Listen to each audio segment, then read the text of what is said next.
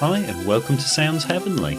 I'm Steve and I'd like to tell you a little bit about how Bang & Olufsen's music systems, speakers and consequently cabling have changed in recent years. First of all, if you don't know who we are at Sounds Heavenly, please take a moment to take a look at our website at soundsheavenly.com. You'll find all the cables, accessories and advice you need to make the best use of Bang & Olufsen music systems. What we're going to look at today is really a follow-on to the first video I did on YouTube around 6 years ago, which talked about the different types of Powerlink cables that B&O used at the time, back in 2013 I think, to connect their speakers. So since then, things have moved on a little. And what we're going to look at today are the new speakers, new music systems and new TVs, and consequently the new connections that come with them. Back in the good old days, the early 2000s, 1990s, B&O used 8-pin DIN connectors, Powerlink in their terminology, and my previous video, only about 3 or 4 minutes long, tells you about the difference between Mark 1 and Mark 2 cables as shown here, and Mark 3 cables, which were used on all the legacy speakers. Now things have changed, and the connector you'll see on the right there, RJ45, as often seen in home internet connections, is now a commonplace thing on Bang & Olufsen speakers. However, it's important to state that you can't just plug in internet cables to your speakers and expect to get music. Why?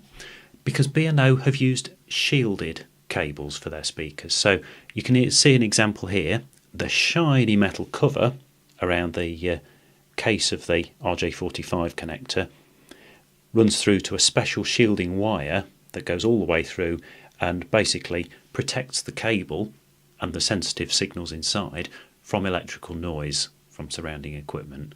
So if you were to use normal internet router cables for your speakers, you would find massive amounts of noise, hums, hisses, whines, clicks as your fridge, freezer or aquarium or aircon pumps turn on and off, and basically you would render a multi-thousand-pound audio system almost unusable, just for the sake of a few pounds on cables.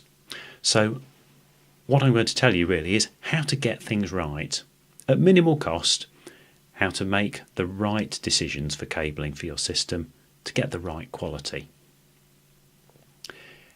You'll find all the cables you need on our website, so just a quick prompt there. If you search for RJ45 Powerlink cables or follow the link in the description below, you will see everything that I'm talking about on the video. So briefly, if you already have Powerlink DIN cables in place for your speakers and you want to upgrade either the music system or TV or the speakers to the newer version, it's nice and easy. We provide a little connector with an old style socket, a new style plug, and it simply connects with a push, and hey presto, you now have a new style cable. Everything will work exactly as before. As long as you have good quality cabling already in place, such as that we sell in our store, then everything's fine. If you find that you're using a new music system, for example B&O Sound Core, or the B&O Play connection hub with only a single new style RJ45 socket, then this is perfect. A 2-into-1 splitter, so 2 of the old style sockets for 2 cables, so to your left and right speakers, sharing them into one plug for high quality stereo sound. As with Powerlink, one cable contains left and right audio system signals, so one connection can run out to 2 speakers, and you set the left or right channel on each speaker to tell it which sound to produce.